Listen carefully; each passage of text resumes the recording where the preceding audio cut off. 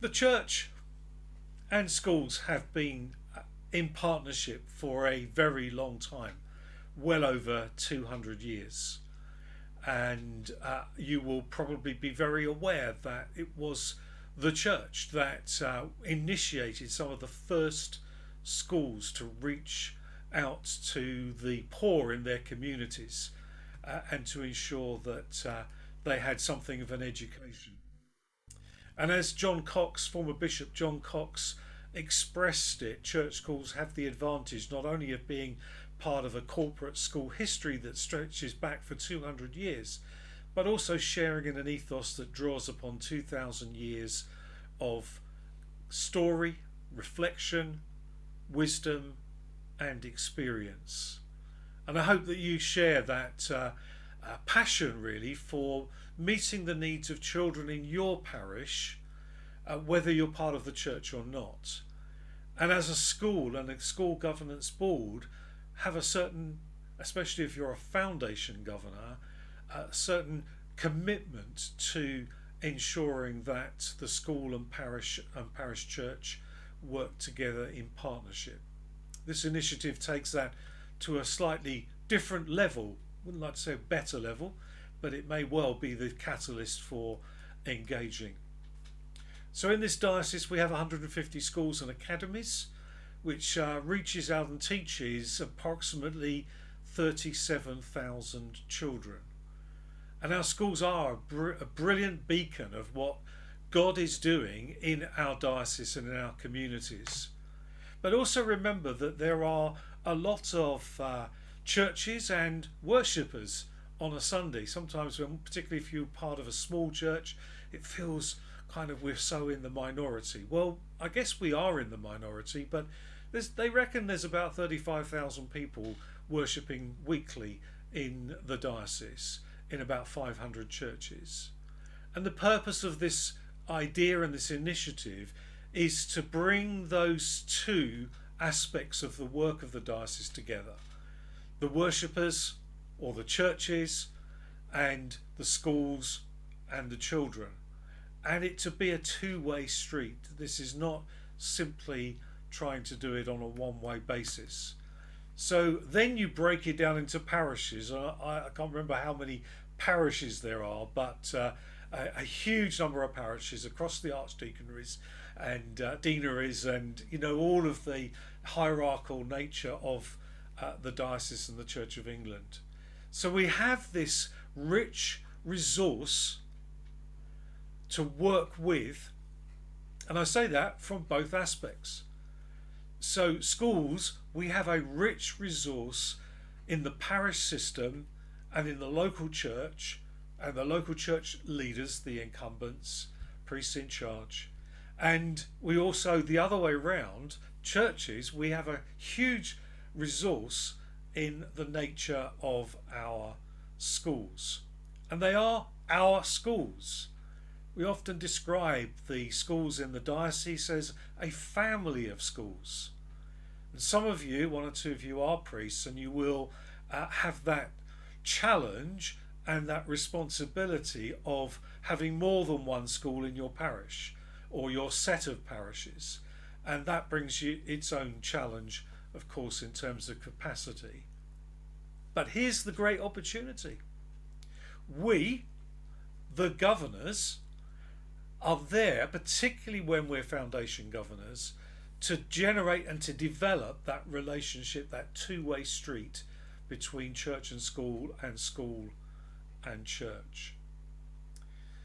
And because our schools are Church of England schools, deeply Christian, serving the common good according to the vision of the Church of England for our schools, or within this diocese, learning with meaning and purpose to know God and shape the world. That's our vision for our children. We have this need to continue to work at developing what it really means, what it actually looks like to be a church school, and to make a difference in the lives of the children and the community, the families and staff. And John Cox, who I referred to just now, outlines some of the ways in his books written back in 2011, just some of the ways in which our church schools need to see how they can be different. We used to speak more about being distinctively Christian. We now talk more about being deeply Christian, and asking ourselves, how can our schools and our school communities develop that Christian understanding, those Christian values, that Christian approach to anything and everything in the school life. And one of the ways the school can be helped is the way in which the church engages. In more than collective worship and religious education, of course, they are key ways.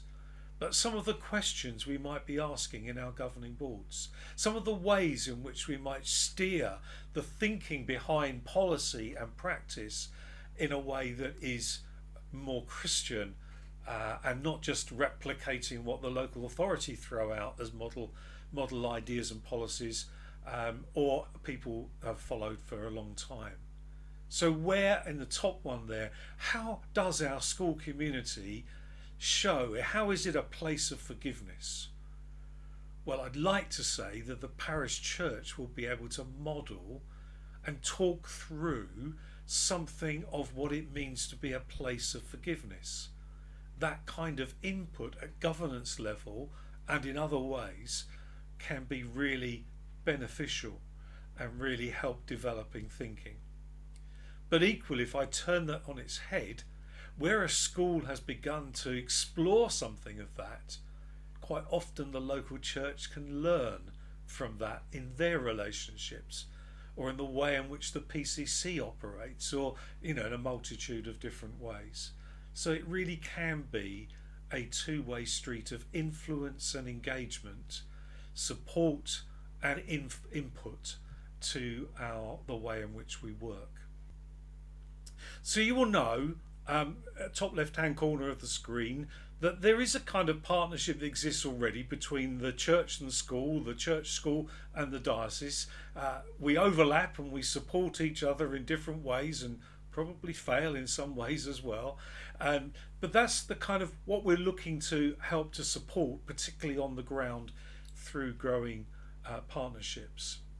And within the school context, you will already know that you have a member of the clergy as an ex officio governor, unless you're in an interregnum or there's some other reason why that's not been possible. You will have a number of foundation governors, the majority if you are a VA school and a minority if you are a VC school. An academy might be a slightly different might be a slightly different thing. And sorry, that's just the last person I think joining us. So welcome, Rebecca. If you can hear me, glad you've been able to join us. So with these three categories of governors, I know it breaks down a bit more than that. Some of you will be on a governance board where all the other governors are actually from a church or churches as well, but that's not always the case. Nevertheless, you've got this opportunity where there are Christians, people from the local church or local churches, to make a difference in three specific ways, as I would explain it. First of all, because we're Christians, we would have a pastoral engagement, particularly the ex officio, a pastoral engagement with the adults in particular, and sometimes the children, particularly when there are circumstances that are difficult and perhaps distressing, like a bereavement, for example. Secondly, of course, we're all involved in all the practical nature of governance. And if you've been to one or two of my other courses this year, you will know that I'm really passionate about exploring how that practical governance is influenced and informed by Christian thinking, by Bible thinking, if you like. What does it mean to be deeply Christian in our governance is perhaps a question that can be on our minds. And there's the opportunity to contribute to that deeply Christian serving the common good vision for the children in particular. And thirdly, it's a difficult word that has different meanings for different people, but we can be, in a sense, prophetic. What that means for me is we can speak into situations and challenge the normal thinking because we are from a Christian perspective, because we're building on that 2,000 plus years of Bible understanding and making a difference in the partnership within the school community.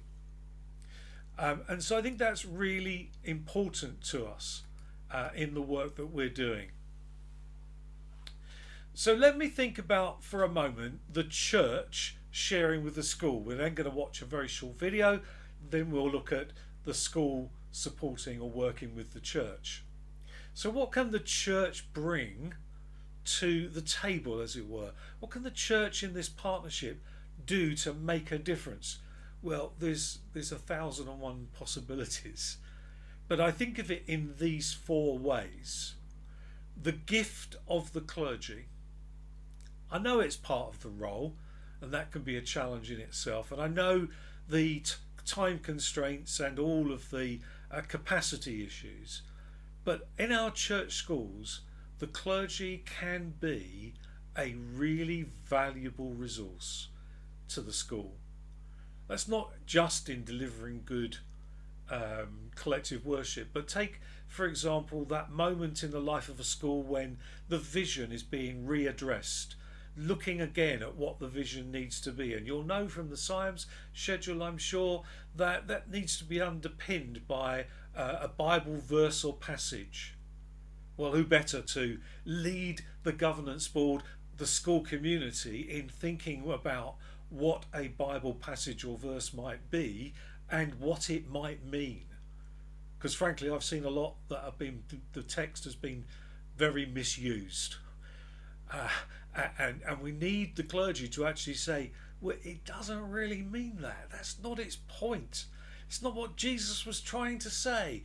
You can't use the parable of the Good Samaritan to deal with litter picking. And believe me, I've heard that said. So it's a kind of sense of which that professional, that theological understanding can bring real value. And of course there's people. Even the smallest congregation can often find one or two people who can bring some added value to the school community. Maybe through a project like Open the Book, or maybe simply going in to read with the children.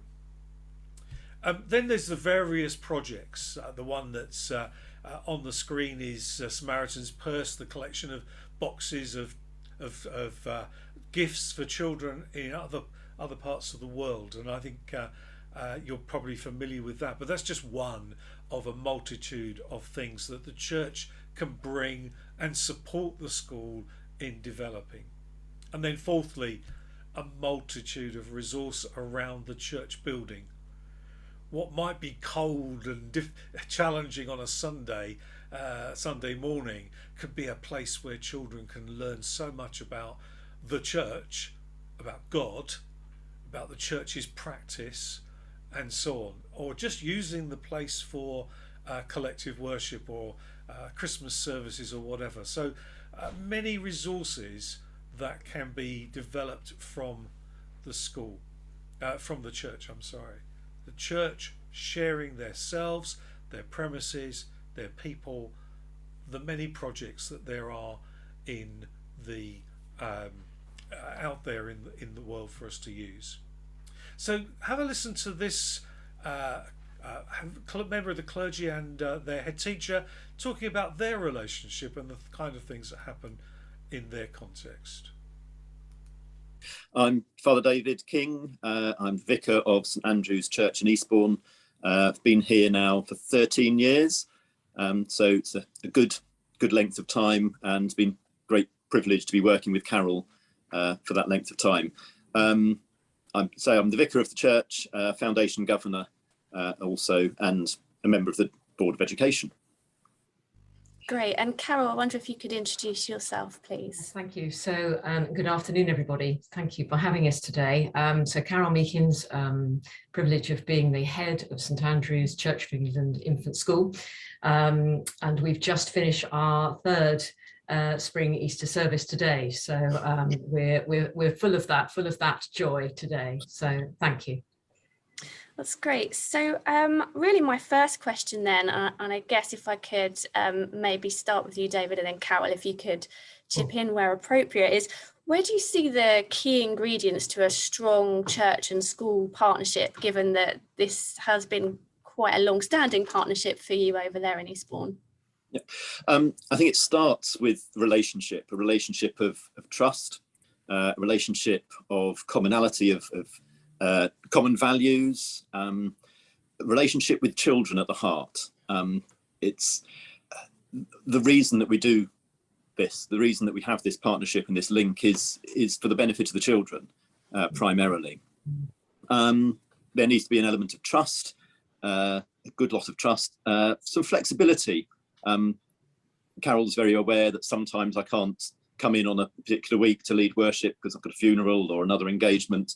And I'm very aware that sort of school life changes day to day and things can happen rapidly, and I'll need to change my plans. So flexibility is very important, and openness and an honesty about things. I think probably key is a knowledge and understanding of the context. As parish priest, obviously, I'm very aware of the parish context and the people that we serve here in this part of Eastbourne. But the school has its own little microclimate of context as well.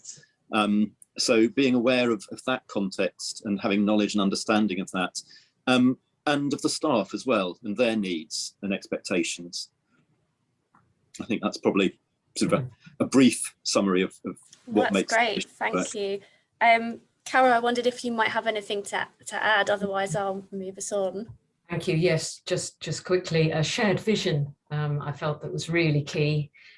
We review our vision and our motto on a yearly basis, annually, with our governing board, which, as Father David has said, he's a part of. So our vision is learning together in friendship and faith. And we've reviewed the verse that goes with that on a number of occasions, and just felt that this year, with this whole focus on curriculum, that actually John 10, verse 10, living in the fullness of life would be perfect.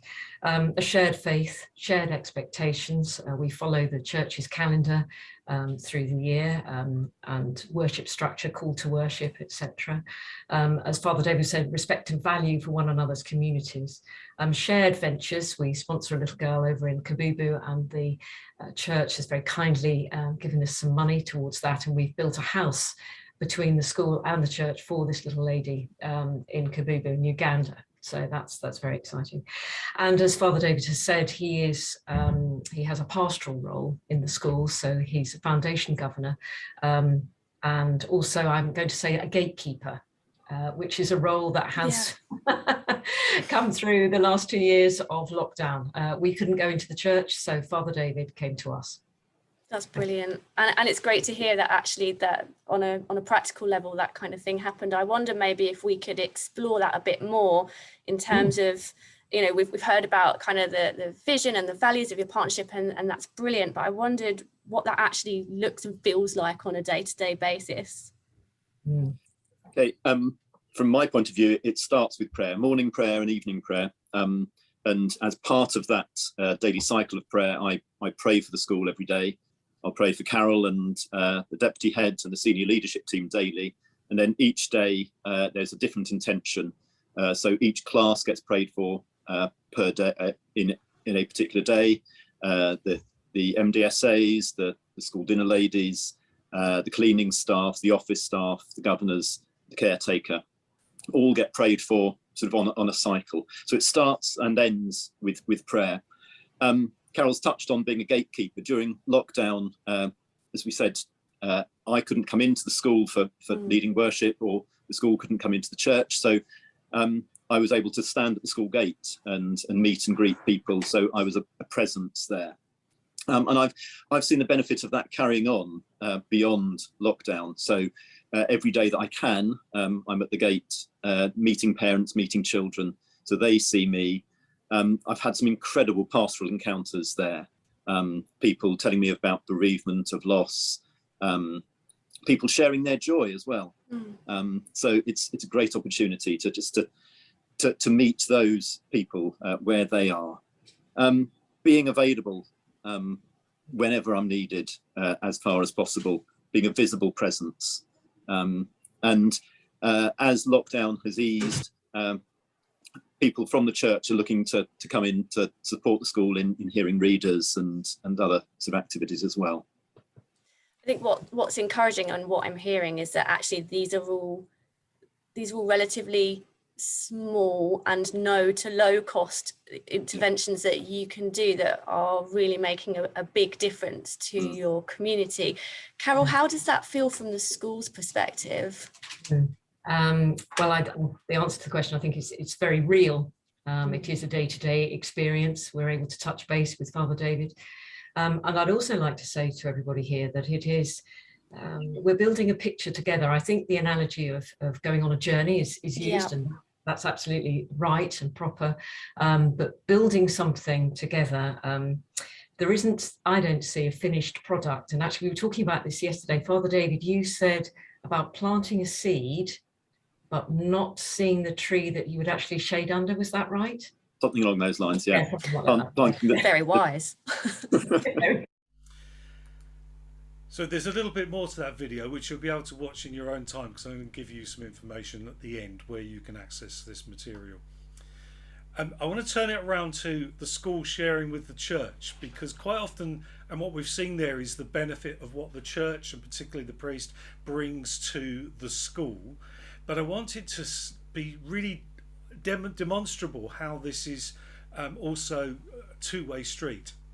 So the school can share people again, so the school leaders, in different and innovative ways, not to add to their workload, but to benefit from their knowledge and their experience. I've often said that where you have a Sunday school or something of the equivalent, bringing teachers in to, or encouraging teachers to take posts in that particular role when they're doing it all week is probably one step too much.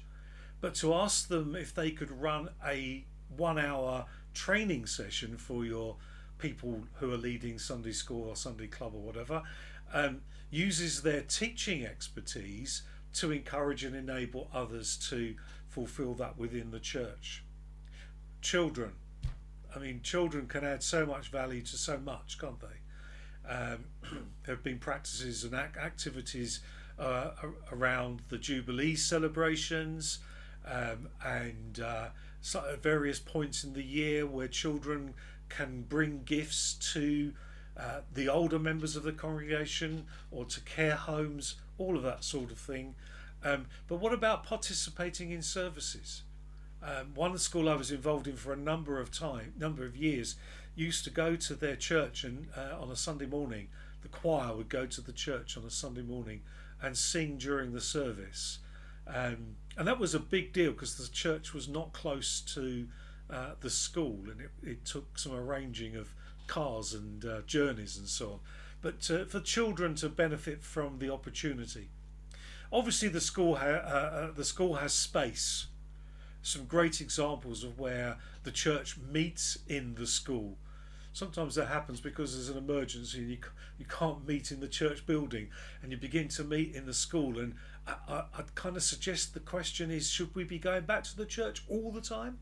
Would it be better to hold some things in the school premises? What does that do for the partnership and for the way in which the church is perceived and understood? And then again, the school is rich with resources. I know schools could always do with more, but they are rich with resources, and it's worth having that conversation when you have a need for something that perhaps the school can provide.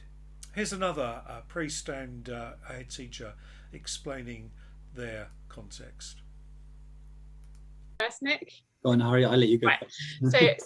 I'm Harriet, I'm the rector in Harting, and I've been here about 18 months now. So I arrived right in the middle of lockdown, really. Great place to start, time to start. And Thank you. and I'm Nick Tidy, and the head teacher.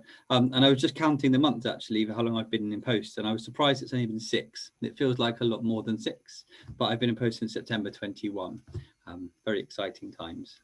I had to check it, Nick, because I thought I'm sure you started at the beginning of September, beginning of the academic year, and then it feels like much longer than that. So double checked, and that's halfway through the first year, which is great. And I met Harriet at the actual interview, didn't we? Yeah. It was great and really helpful having you there. Yeah, it was really great to be involved in that process. So yeah, really important. Just want to ask you, how have you developed a shared vision for the school and the church and your partnership together? So I think, well, we were reflecting on this the other day, really. We had, once Nick was appointed and before Nick started, so we had quite a long conversation, didn't we, together, just sharing sort of who we were, what our hopes were together for the partnership. I think we threw out lots of ideas and probably thought, hang on a minute, we can't possibly do all of this. But it was a lovely way just to start and sort of just jot down lots of things and get to know each other a little bit. And we've kept talking. That's been the main thing. Met regularly, tried different things. There've been some key things we've done. Nick wanted, so one very sort of specific thing was to rewrite the school prayer, and I think it's one of the first things that I did in school when I was allowed back in after lockdown, and one of the things Nick wanted to do, so working with a little group of children from across all the year groups, writing the prayer. So that was the sort of first step, really. I don't know, Nick, if you want to. Yeah, I think for me, it was very much having that meeting before I was in post was so important, because obviously I met you briefly at interview, or wasn't briefly, quite significantly over the 2 days at interview. And 2 long days. Yeah, 2 long days. But actually some of the questions that I think you asked me, the last question in my interview about how do you see the partnership between church and school, and why is that important to you? And that question stayed with me really, and still does stay with me. Because when we first met back in, I think it was July, we sat down together and had a conversation. I think we discovered we had some common ground with the basis of music. So do explain, because it's quite fun.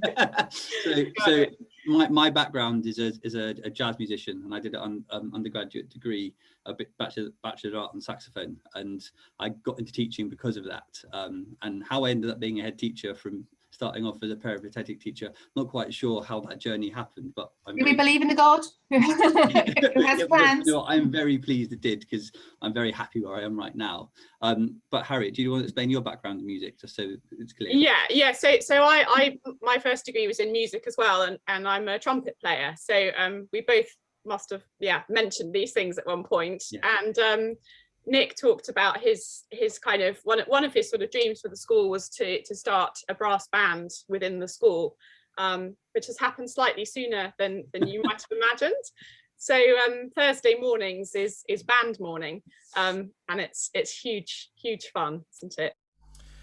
Well, we could listen to more of that, but you'll be able to do that in your own time later if you wish, and see how that partnership has engaged. Now, one of the downsides of both these video clips is that it suggests that growing partnership is in many ways between the vicar and the head teacher, and that would deny the full value of the partnership.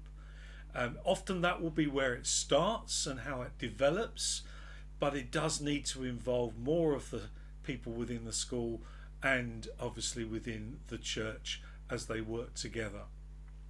And one of the important reasons for that is, and it's not the main reason, but one of them is that when there's a SIAMS inspection, church school inspection, this is the question that's being asked at the top of the screen. How effective is the school's distinctive Christian vision established and promoted by leadership at all levels in enabling pupils and adults to flourish? It's a fully loaded question, but it begins and ends with the Christian vision. And it was interesting how the head teacher talked about revisiting what the Bible verse for their vision was every year. Not many schools do that, but it is a way of keeping the vision alive and the biblical understanding of that vision alive on a regular basis. And what they'll be looking for when they're coming to the school is, amongst other things, how that vision established and promoted is worked out in the relationship between church and school and church. They really will want to unpick that and understand that before they come to judgments. And what impact is that relationship and those experiences having on both pupils and adults in the flourishing of the personnel, if you like, within the school? So what Growing Partnership initiative really is it starts with the book, which is a booklet, which is here on the right hand side of the screen. And again, you'll be able to download that from the material that I'm going to share with you. And that needs to be discussions that are held between the head teacher and the member of the clergy.